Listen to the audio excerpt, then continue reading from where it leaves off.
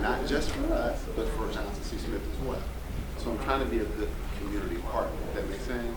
So I'm trying to engage. So I'm trying to expand our Greek life on our campus. So we're going to bring Alpha Phi Alpha, aka Omega Psi Phi, and Beta Phi Beta to our campus for the first time ever. And we're trying to grow our athletic program as well. We're going to have track and field coming soon, with cross country will be here soon. And so we're trying to do different things. I've only been here less than 6 months, so I still have to use the GPS to get home. So if you see me like following me, what? Following me? Y'all are laughing way too much. You're supposed to be laughing with me, not at me. I plan to teach here as well. So whenever I work at an institution, I do more than just being an administrator, right? I think it's important to lead by example. So I'm going to teach a course that I created called Intercultural Communications in the Black Group Better Organization. I created that course at the University of Arkansas in 2009. So this is university number 5 for me, and state number 5. That's why I can't find my way home, because I still think I work at some other place. But I served a little time in the military, so that's why you see that ROTC philosophy pushed it there. And so I joined after 9/11. So I'm committed to our country in a very positive way. And so I'm no longer in the military, thanks to my daughter who cried a lot. She told me, she said, "Dad, you could die." I was like, "Yeah." I was like, "But you know, remember Lazarus?" She said, "Yes." I said, "See, he rose from the dead, so I'm good." And then my wife said, "But he died again." So I was like, "Okay." So yeah, so we're going to work on that. So thank you for coming to my campus. I'm so excited to have you all here. I'm going to turn it over to people that are much more entertaining than me. We're all going to learn something together. So if there's anything you ever need from Johnson & Wales, please try to reach out to me. My name is Robert Mock. I'm new here, so I appreciate you coming out to my campus and come out beyond just learning to cook. Thank you very much. So clap like you need.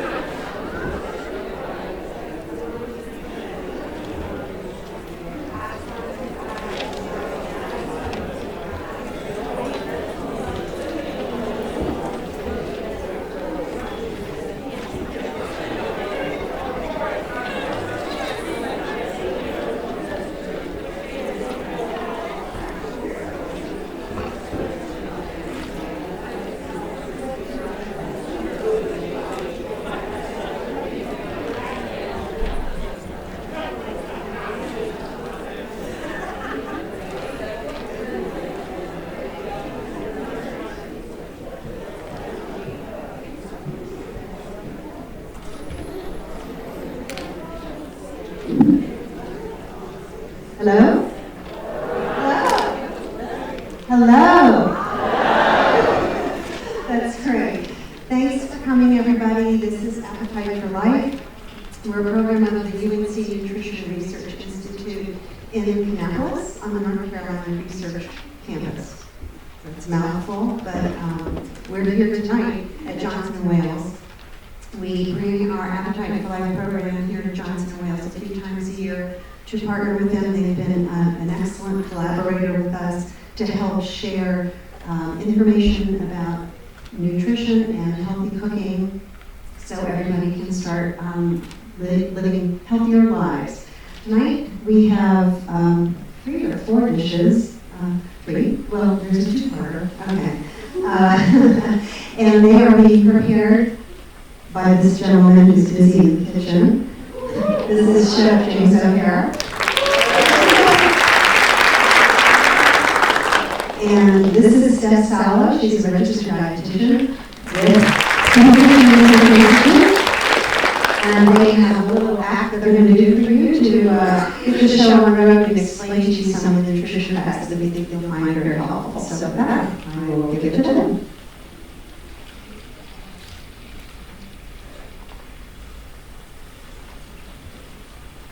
Hello. Hello.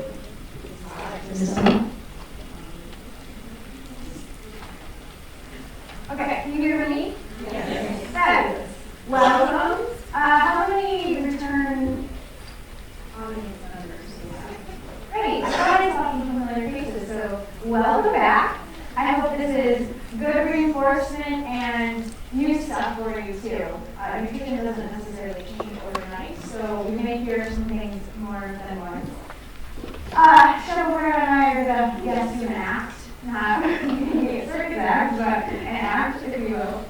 So, it's April, starting to get nice outside. We're starting to recognize that we need to remove more clothes and be a little bit cooler. And maybe that's when we start thinking more about our health. Our health sort of goes downhill when it gets colder outside and we have to stay inside and eat more food that make us feel comfortable. So now that it's starting to get warmer, we're going to warm you up with some more help for the rest of these to get back on track.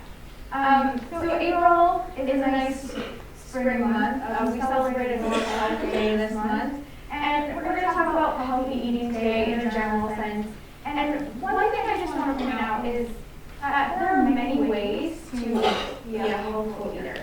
At the NRI, one of the things that they put a lot of dollars into is studying nutrigenetics or nutrigenomics. And it's the study of sort of how nutrition and genes interact. We're learning a lot more about how much our genes play into what we need to be healthful. And we're all unique, right? We all have our own blueprint. And that means our nutrition might have to be just a little bit unique to us too. In fact, it has to be unique to us. These are basic principles of healthful eating. Can anybody tell me what those are? Start them out. Lots of vegetables. Lots of vegetables and fruit. That's one. Water. Eat protein. Whole grains. What kind of fats? Good fats. Yeah. So these are all the general principles of healthful eating, and they're going to be consistent from person to person. How much you need of something versus how much you need of something else is going to vary from person to person. And that's what makes us and our diets unique. So we're going to just spend some time talking about nutrition and health today, and now that I'm done babbling, I will turn it over to Shomara to start us off. Well, for the fourth time tonight, welcome. I'm James O'Hara. I've been teaching here for now close to 10 years. I actually spent about 8 years in the private sector looking for very high-end clients. 4 years working on private yachts all over the world for one marvelous owner that used to own the mighty dolphins and marlins and panthers. And then I moved to Chicago and started my own private chefing business where I cooked for multiple families. And these types of people with these types of wealth typically always are on the bandwagon of what's the new hot diet and how can I help me, how can I do better. So I'm kind of familiar with cooking in these types of trends. Do you have the menus in your package? Some of you didn't, I could just fake it till I made it. Now I got to fix the program. So we got a couple things happening. I'm doing it one dish. It's a salmon with risotto, with spinach and flaxseed pesto. So there's 3 different components to one dish. And then dessert utilizing some tofu and some dark chocolate and a great combination of nuts. What I wanted to introduce you was also that cookery that you may not be familiar with, which we call sous vide. Sous vide is a French for under vacuum. And this is an immersion circulator. And so what this thing does here is it regulates the temperature of this water bath. And under vacuum is when you put the product into a bag. This is how we're going to cook the salmon today. And you can put whatever you want into this bag with it. And my recipe tonight, I have some lemons, hills, some garlic, some beef flexes, or olive oil. And then this immersion circulator is set for 125 degrees. And then once you seal the bag, then you drop it into the water bath. And it's basically poaching in the water bath. It's a great way to accurately cook things because at 125, it is absolutely impossible to overcook this piece of fish. So it's a great new device tool that's making its way, has already made its way into very high-end kitchens, and not even just high-end kitchens. These devices in the 70s were first utilized by the Holiday Inn Corporation. Chipotle uses immersion circulators. This is now very, very common in the industry. And now it's become so common at home for home cooks. You're seeing these at Williams Sonoma and Solotab, and they range anywhere from, this would be like the Mercedes-Benz of immersion circulators, $500, $600. But you can make brands now that the one I have at home I got for $150. So not too bad for a piece of cooking equipment. I mean, you can get a very nice knife or a very nice pan for the same amount that you spend for an immersion circulator. So we're going to start with the salmon. So the salmon. You want to talk about the salmon? Yeah, let's talk about salmon. Is salmon a good fish? Yes, salmon is an excellent fish. Why? You guys are so educated. I don't even need to be here. Salmon has omega-3 fatty acids, and they are essential fatty acids, meaning you have to eat them to get them. And chefs using salmon, we get omega-3s from mostly fatty fish, but we can also get them from plant sources, and you know. We can get omega-3s from flaxseed. We can also use flax. The issue with flax, and maybe it's not an issue, but it's a different form of omega-3. It's an ALA, and ALA needs to be converted into DHA, and DHA is the ones we definitely want a lot of. And it's just not an efficient process. So when we consider flaxseed as a source of omega-3s, we just need to eat more of it to get the amount of DHA and EPA that we need. So other fish that have omega-3s, sardines, herring, anchovies, trout, these are fish that are higher in omega-3s but lower in those non-mercury content, which is something to be concerned about. Anyone own an emergency circulator? Yes. Two? These are expensive. These are costly. This isn't actually the only way you can do this at home. There's some actually great, YouTube can actually decide to educate your children for a while. You have a great tool to learn things. There's a lot of videos out here on doing TV. Anyone want a Yeti cooler, a nice cooler? You can actually bring the temperature of water up, pour it into a cooler, make sure it's at 100, whatever temperature you're cooking the food product to, fill your bag, and then pour the water in the cooler and put the lid on. And it puts it right in the cooler. You can use a crock pot. You can use a pot on the stove. The challenge of what you're trying to achieve here is regulating the temperature exactly to the point that you want. How many people have a food saver? I brought mine from home just so you can see how. I have a food saver at home. I go to Costco. I spend money when I don't need to and buy all the big box items. But I have my food saver. I have my bags, my food saver bags. So you can see it's pretty simple. I just put my salmon in there with some lemon, some dill. Some olive oil was already coated on there. We're using a Spanish olive oil. Anybody watch 60 Minutes? Never watched it. Very cautious of your extra virgin olive oil coming from Italy now. And just seal the bag.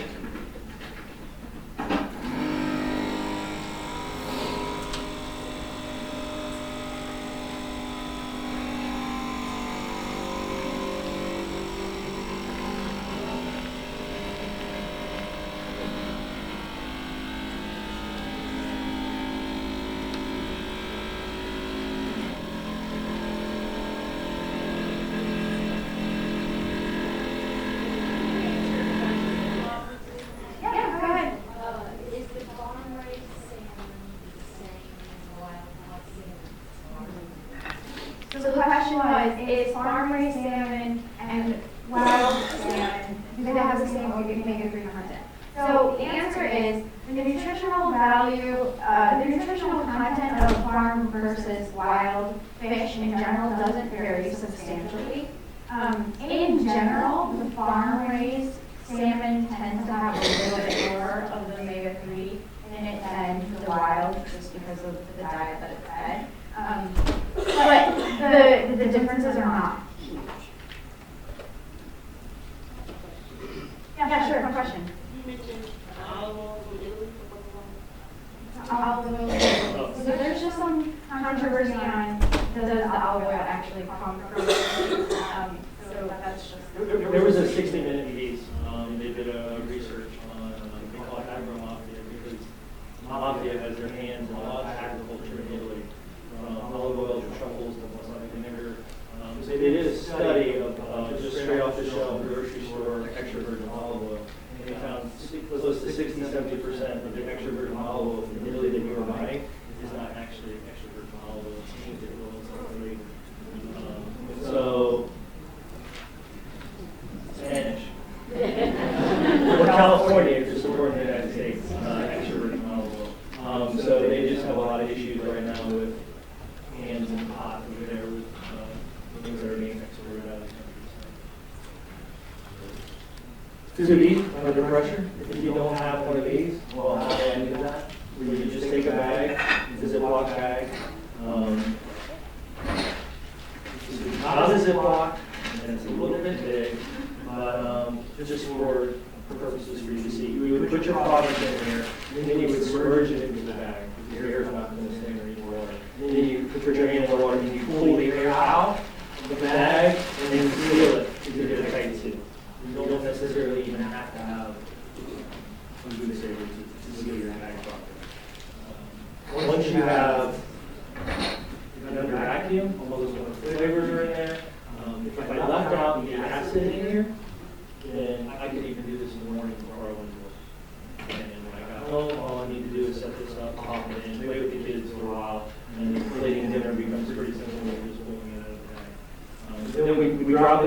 and what we're looking for the fish is the protein coming out of the fish. It's known as albumin, so it's white protein, and at that point it's really done. So this style of cooking, health-wise, when you're using a lot of high heat when you cook, and then actually cut out nutrients and moisture. This way it's a very low, slow method of cookery, and you have a lot of flavor that's impacted right in the bag. Risotto? Yeah. So we're going to move on to a risotto. So we're taking something that's classic, but going a little bit healthy, and we're doing a farro risotto. Again, utilizing some extra virgin olive oil, but not bringing it to a very high smoke point, because the thing with oils is these things have smoke points. So they burn at a certain temperature. And so extra virgin olive oil actually burns at a much lower temperature than, say, a canola oil or vegetable oil. And so not a great thing to do a lot of high heat sauteing with. And so I just brought this up to temp just to kind of sweat the onions and then just cook them slow and extract the natural flavors from the onions and the garlic. So instead of using an Oreo rice, we're just using farro. You want to tell them a little bit about farro? Anybody use farro? So farro is a whole grain. Excuse me. You have to look for the whole grain variety. If you see the little word pearls, that's going to mean it's not whole grain. So you want to look for the one that doesn't have pearls on it. Excuse me. Whole grains have tremendous benefits to help us decrease the risk of heart disease, digestive health. There are plenty of good things to say about fiber. And farro is a good choice here because it has the fiber, and the whole grain also contains more nutrients than the refined grains do. Chef, what do we use instead of the farro? Instead of farro? Besides Oreo rice. Barley? Barley, that's Barley another risotto? good grain. Whole grains versus celiac. So the farro and barley would have gluten in them, so you wouldn't be able to have those. But the brown rice, and I don't know that the texture would come out quite the same, but you could utilize brown rice in this case. Maybe.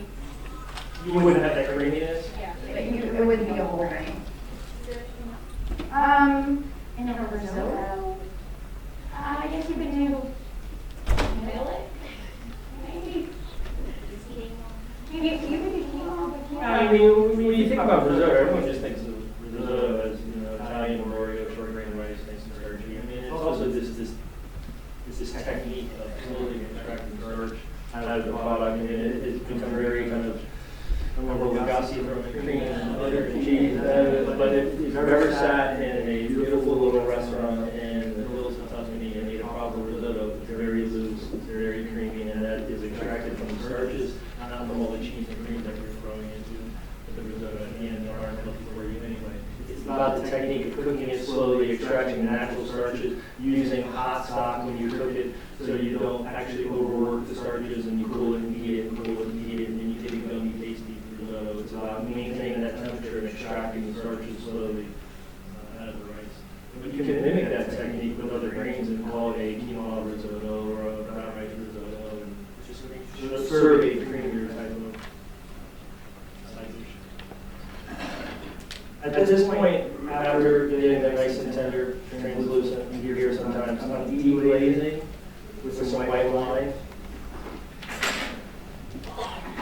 Wine's healthy, right? Not right. Red wine is better. White. And then I add my soaked.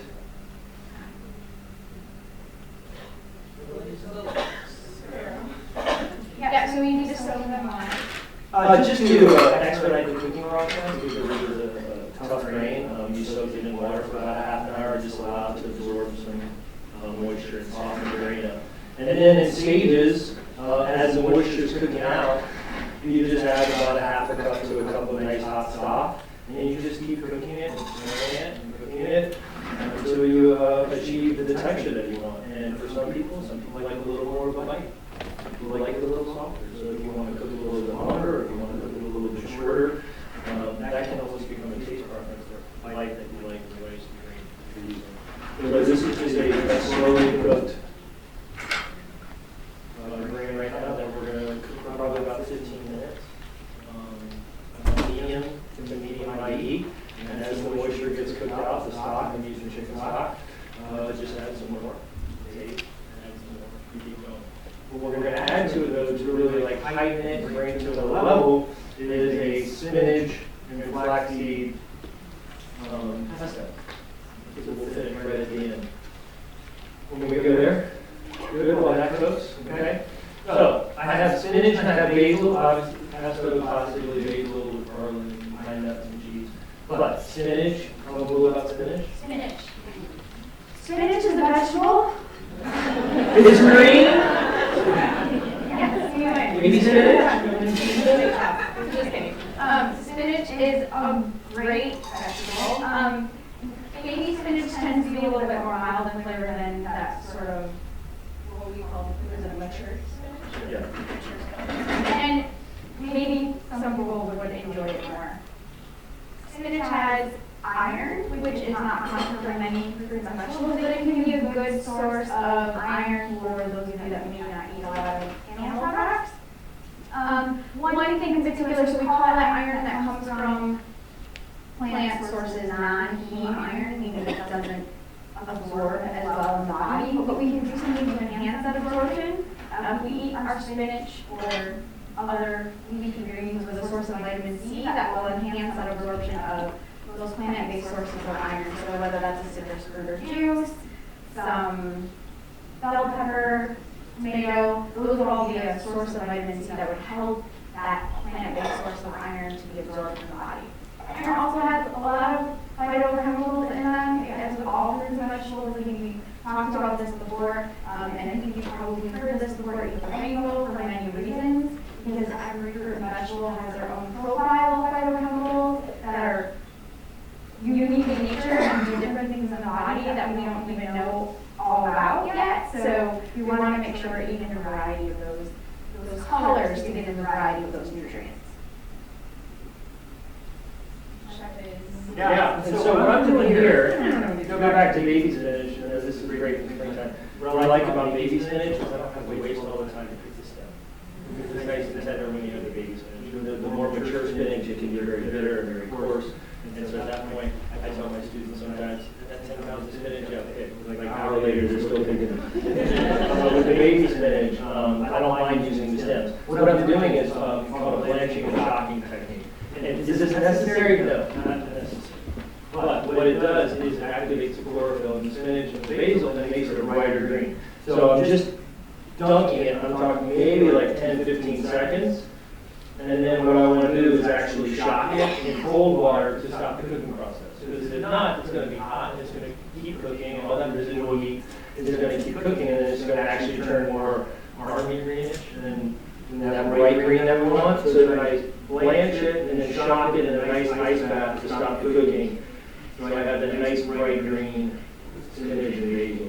This is also important to sort of conserve nutrients because spinach, along with many other fruits and vegetables, have a lot of water-soluble nutrients, and the longer you put them, the longer you have them in water, the more the nutrients are going to leach out. So if we stop that cooking process and we keep them out of that water, those nutrients are going to remain in the food, not in the water. Yes, question. Where do you buy, you need a cup of basil, where do you buy basil so that you don't buy these little packets that break your budget? The question is, where do you buy basil so that you don't have to buy the little packets that will break your budget? Restaurant Depot, you can get a box like this big for about $5. And then you can go to the farmer's market sometimes. The people like to pretend that they're actually farmers. We'll go to places like Restaurant Depot and buy huge packages of basil, and then put a rubber band on it, and then sell it to you for $1 a bunch. And you go, how can they sell that basil for $1 a bunch? Because they just bought 20 bunches for $5. So be very cautious if you like to venture to the farmers markets, which I would love to in the springtime when things are starting to come in season. You go to the one out by the airport, which I think is great. Make sure you go to the vendors that actually have the North Carolina flag, because they're the true farmers that are actually working in the fields and bringing the product from their farms. If you go to ones like the one in Matthews, which It's a great farmer's market. Only farmers within a 50-mile radius are allowed to bring in products. That's a great one. But yeah, there are people that are taking advantage of the whole farmer's market scene right now, and that's trend. Basil birds are pretty hard to kill, right? You have a small basil plant is not. I just planted two, and the bugs just had a heyday on them. Never mind. But Just kidding. I mean, they do have the plants, you know, at the Harris Teeter that they're still on. They'll still have the root that they're trying to preserve them. And I think $1.99 is about what you're paying for half of You it. could also, so if you do buy a pack of basil and you don't use all of it, you can save it. You can chop it up and freeze it. In a little bit of olive oil, you can take that basil, pour a little bit of olive oil, put it in ice cube trays, and then stick it in the freezer, freeze it up, and then pop them out and stick them in a plastic baggie in your freezer. You won't be able to use it in more fresh cooking applications, but if you're cooking, let's say, with pasta sauce or something like that, that would be a good way to sort of save that basil that you buy in the packet, and maybe you don't use all of it. Or you can make pesto. Put it in your refrigerator and have it for a week to 2 weeks. You can freeze pesto. Yeah, and you can freeze pesto. It's great. You take your little ice cube tray, you make a big batch of pesto, and you fill up each tray. And then when you need a little bit of pesto, you pop it out, and you pull it out, and you just keep it in the freezer. Good way to do that too. So in my nice little Vitamix blender, it should be like NASCAR, I have a Vitamix over here, and all this on the side. In my Vitamix blender, I put my spinach, my basil, my classic pine nuts, my cheese, and my extra virgin olive oil, and you're just going to process that to get your pesto.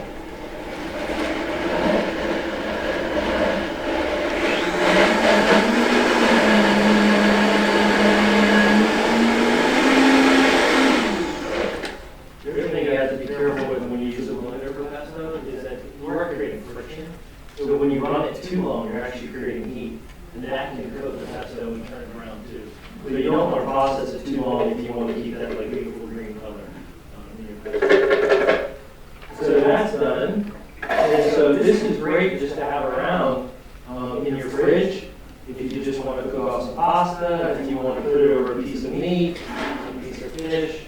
And the reason that I just thought, oh, you know what I forgot? Rewind. Okay, back into the I forgot the healthy stuff. You know, I don't really do a lot of healthy stuff. Hey! Put that in there. Just avoiding that at all costs. No, I wasn't. I'm just kidding. So we'll just blend that up just for a second.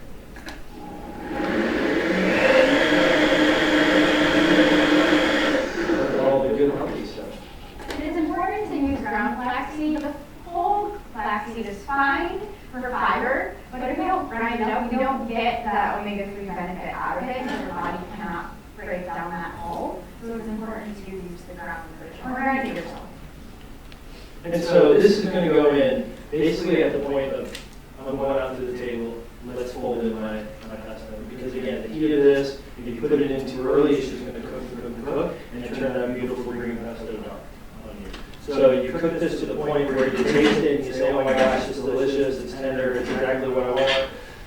Let's get ready to put it on the plate. Okay, last thing, boom, let's hit it with some pesto. And again, this is a preference. You can put a lot, you can put a little, you can medium. That's a preference on how much I'm going to add to it. This is still cooking away, my sandwich is cooking away. So I'll let this just simmer, and then we can move to the fun stuff. Desserts. I don't know about any of you, but desserts is my favorite. Good. A healthy diet includes sweets and treats. There is no perfect diet. In fact, I don't even like that word. It's a healthy eating pattern, and we all possess it somewhere inside of us, and it doesn't have to be perfect, and that includes cookies and cake and tofu mousse.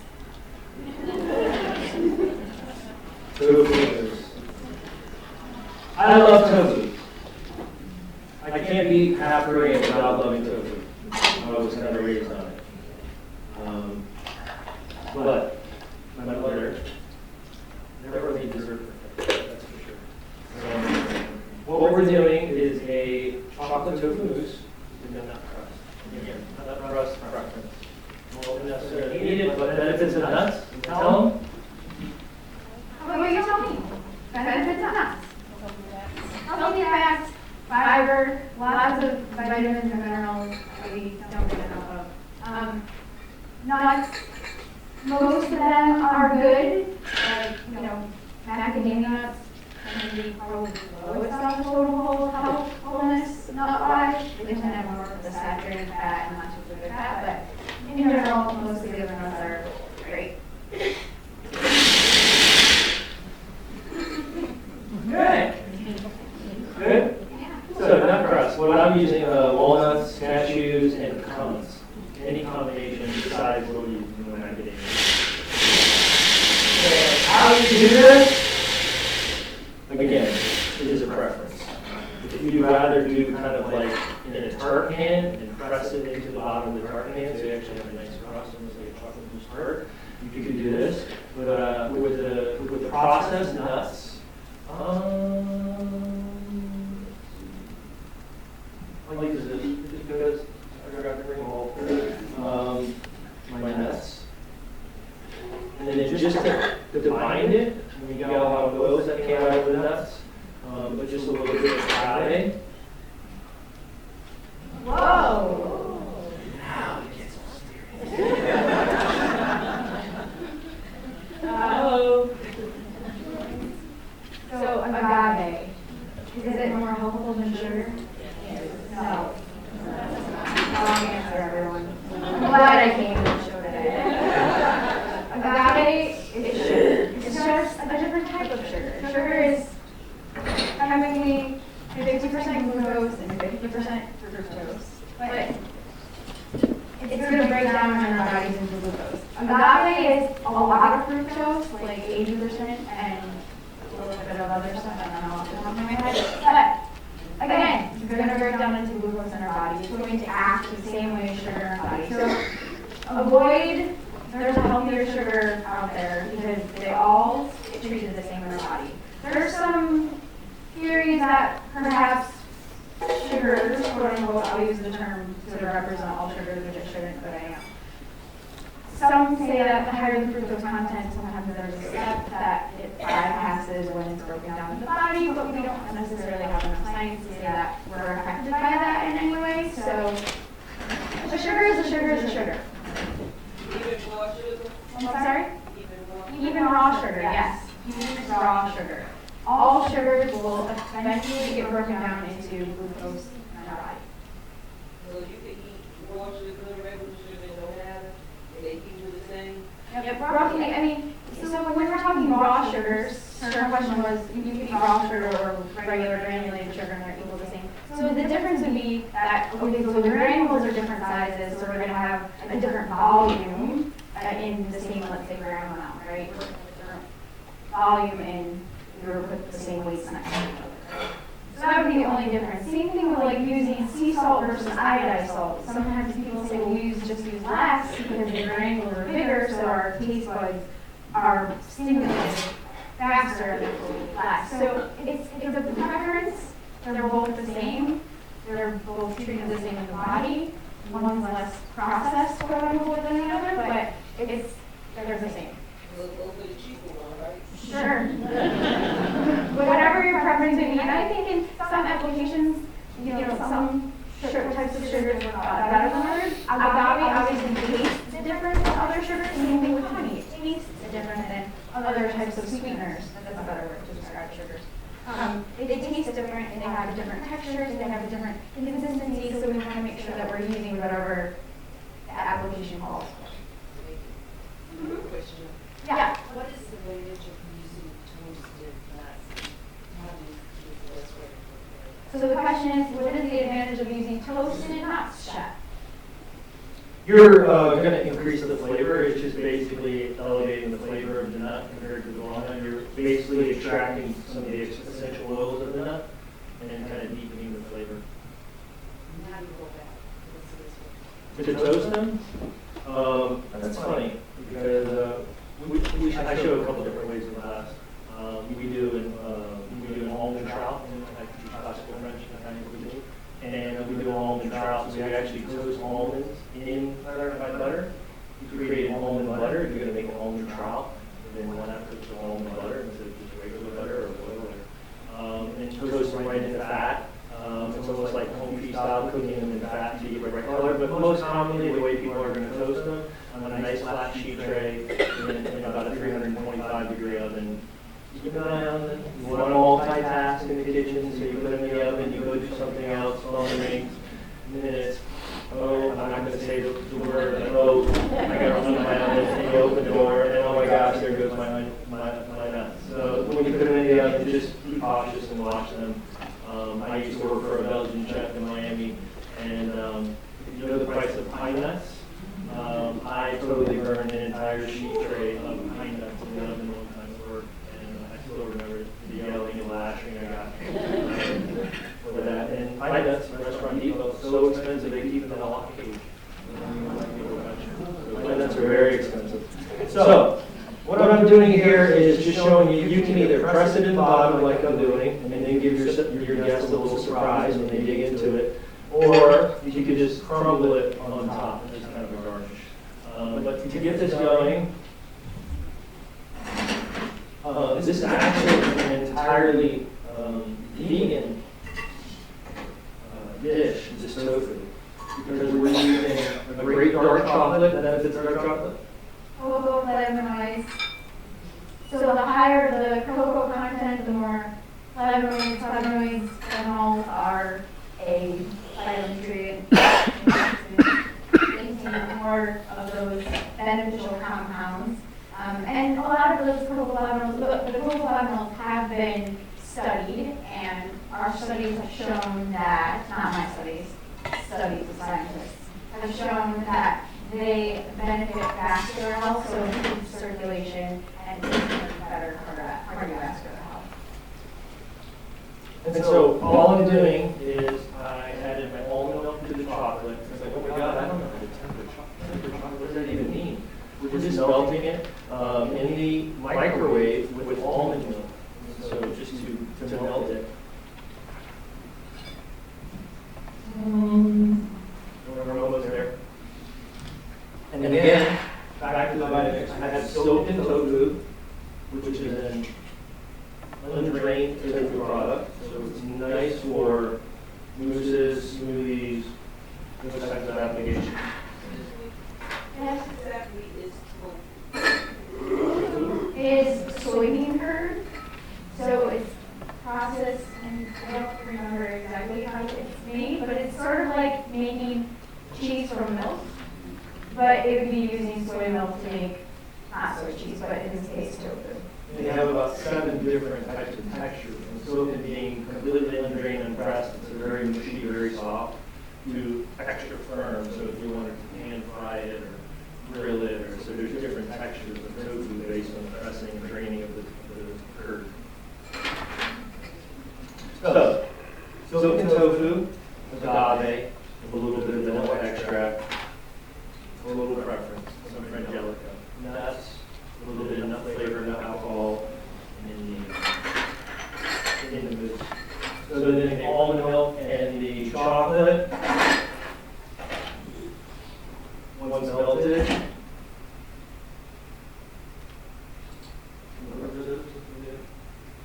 so just 1 minute was plenty. The residual heat from that almond milk is going to finish melting just chocolate.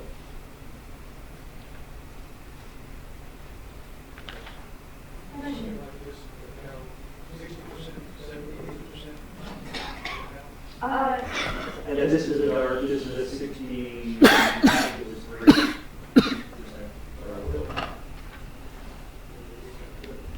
Yeah, so the more bitter, but the more cocoa solids or cocoa flavor will be in there, and the better the health benefit. So it's a taste preference. You know, when you taste chocolate, you always want to start with the most bitter and work your way down to otherwise it really tastes bad.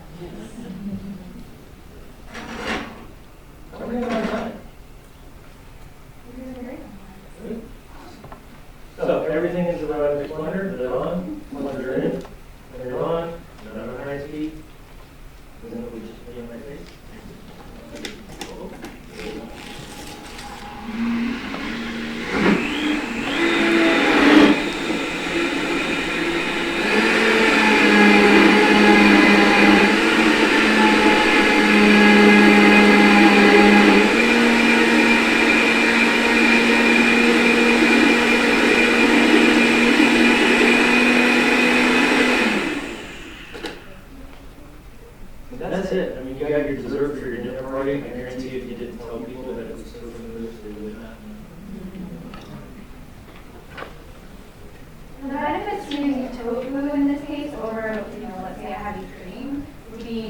amount of good fats.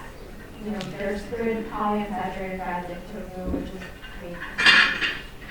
There's also, most tofu is fortified with calcium, so there's some calcium in it too. There are lots of health benefits to soy that we've studied for a number of years, particularly in the heart health category, as well as diabetes and blood sugar, glycemic response studies as well. This is tofu. Oh, it's adorable.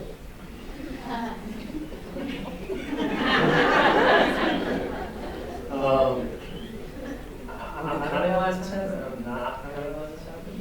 But the young lady, one of my teaching assistants back there that executed this recipe today, she actually took, when you open this open tofu, there's still moisture in there. All that should be in the blender. She drained it all, she didn't know.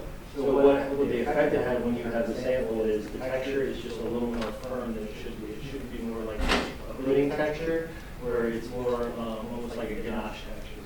So if you happen to do it at home, oh hey, I want to try that out, it seems simple, and you have that texture that is a little too firm for you, make sure that you added the moisture from the tofu, but also you could add a little more almond milk to it. So whatever they did to execute it wise, it's just a little firmer. It's more like a ganache than a mousse. But if your inner like pastry chef wants to come out, you can put this into a bag with a piping tip and make it pretty. And if not, just load it up in the bowl and. I'll let it even out.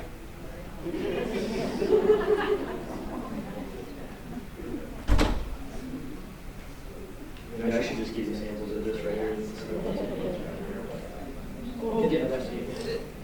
And then I just did it 2 different ways. You know, then you could just do the nuts on top if you don't want them on the bottom, just as a garnish. I have a nut allergy today. If you have a nut allergy, I never mind. I didn't say that. Does someone have a nut allergy in here? I can ask a question. So can you drink Frangelico? Nut liqueur?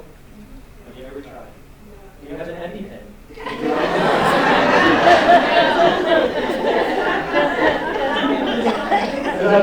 I don't know that answer actually. If you have a nut allergy, can you drink Frangelico? I don't know if you said that.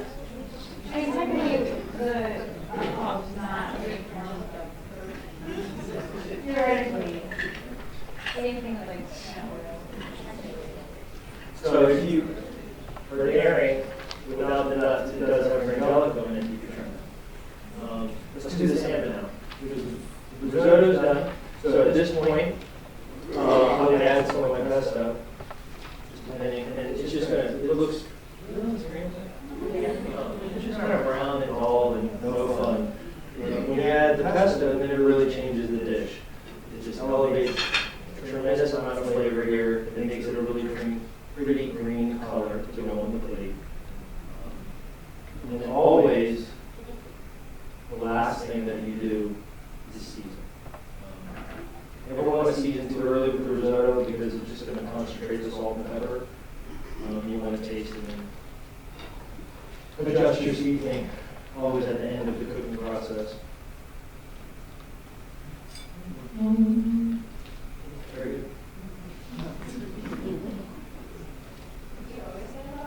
No. Sometimes I say.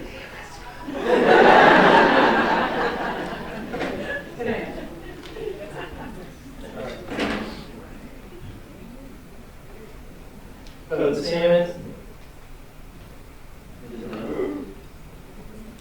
you venture and want to get one of these. It's pretty fun to use. My favorite thing to do is the 72-hour short rib. So using short ribs, and my wife is like, it's over there. 72 hours in here. Most people do short ribs, and it's a braised. It's a tough cut of meat. And you can braise it, but you know it's going to be a dark gray piece of meat because you're basically overcooking the meat to soften the connective tissue and collagen to make it tender. But in the sous vide process, you set it for about 135 degrees, 72 hours later, and you have bright, pink, beautiful short rib that's butter tender. And if you have the patience to let it cook for 3 days, That's fine right there. it's pretty awesome. plate. I tried to choose things that were sort of common, that didn't seem too difficult or tasking for you guys to do.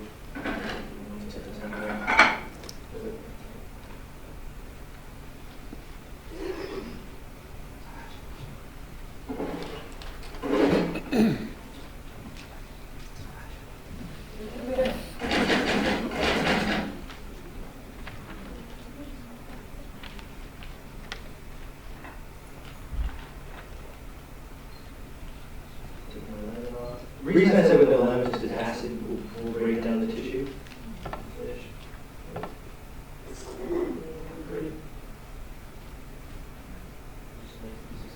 If you wanted to,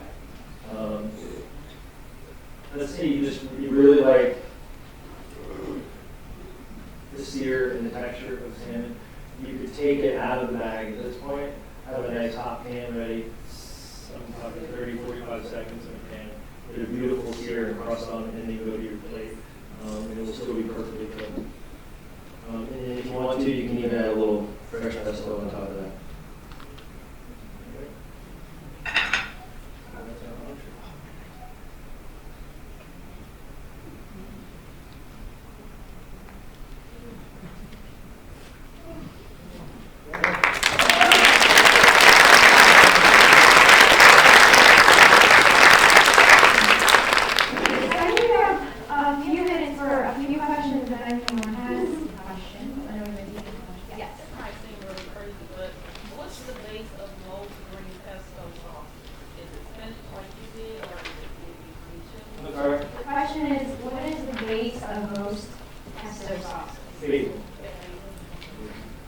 If you're in Italy, it's basil. If you're in France, it's basil. It's called pistou, which is no pine nuts, but that's not traditional with the French cuisine. But the Italians put pine nuts, the French don't. Otherwise, basil, garlic, olive oil. Other questions? No? Questions? Or you guys? What's another way of taking short minutes if it says 7 killing it in the kitchen? What's in between the two? What's the in between questions? What is the in between? You can cooking for 72 hours or killing it in. Well, any tough muscle, when you look at the structure of the animal, we call the working muscles, those are the tough muscles, which typically need some sort of what we call combination cooking method. We're using dry heat and moist heat. Dry heat being searing to develop flavor with the Maillard reaction, with just flavor development and browning of the enzymes, to create flavor in the pan and the braids, etc. And then in the pot, moisture to braise it, where it's typically covered 1/3 to 2/3, very slow and low, and braised in the oven, or even on top of the stove to break down the collagen and tough tissue of the meat. Not something you typically, short ribs, throw it on the grill for 30 seconds aside. I mean, it's just, you want butter, tender, and obviously this is more of a modern technique, but braising is just a very classic technique for any tough kind of meat. Any other questions? Yes. At the very beginning, you talked about sweating the onions. What's the difference than sauteing? So the question is, what's the difference between sweating onions and sauteing onions? Sauteing is traditionally higher heat. So if you get the term saute your onions, that's typically, when you hear the term saute, is at higher heat. Saute literally means to jump, and so you're supposed to be tossing the food. The sweat is typically, and sauteing would be at more of a medium high heat. It's very, very high heat, minimal fat, quick cooking. Where sweating is typically like medium to medium low heat, where it's just a slower process to extract like natural moisture out of the product.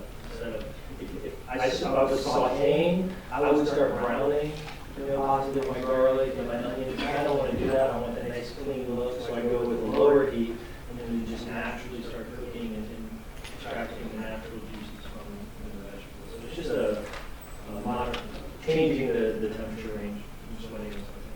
Did you not add any salt at that point? Did you afterwards? You can do a little bit of salt like through the cooking process, but the majority of your seasoning should be at the end.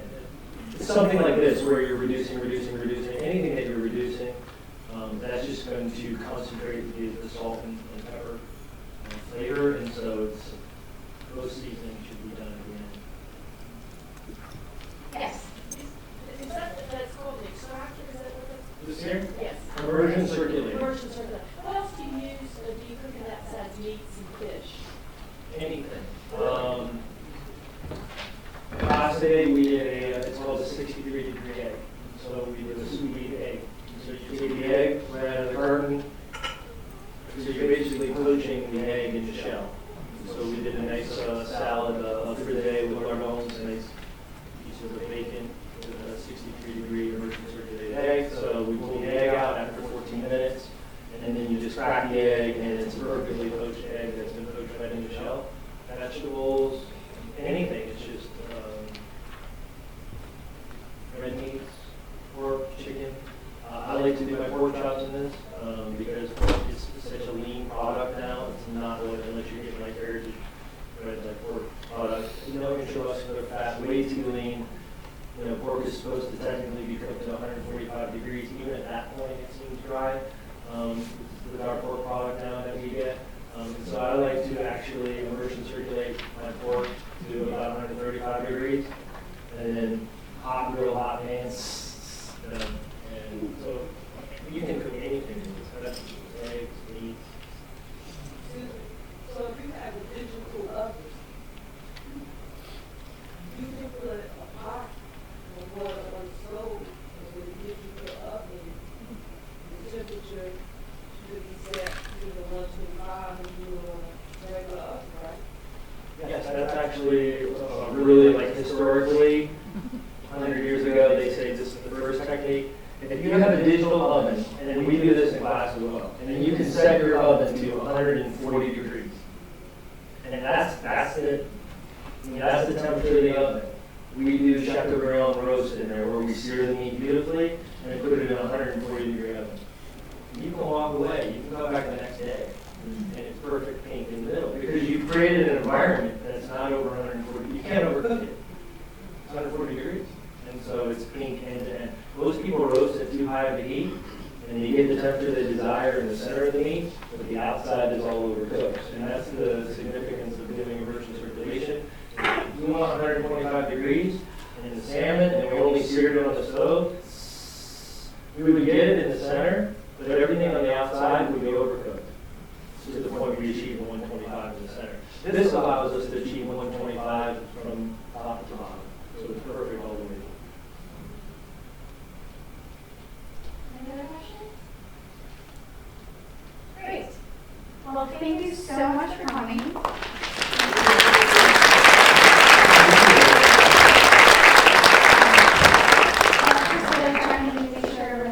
We're done if you guys are ready.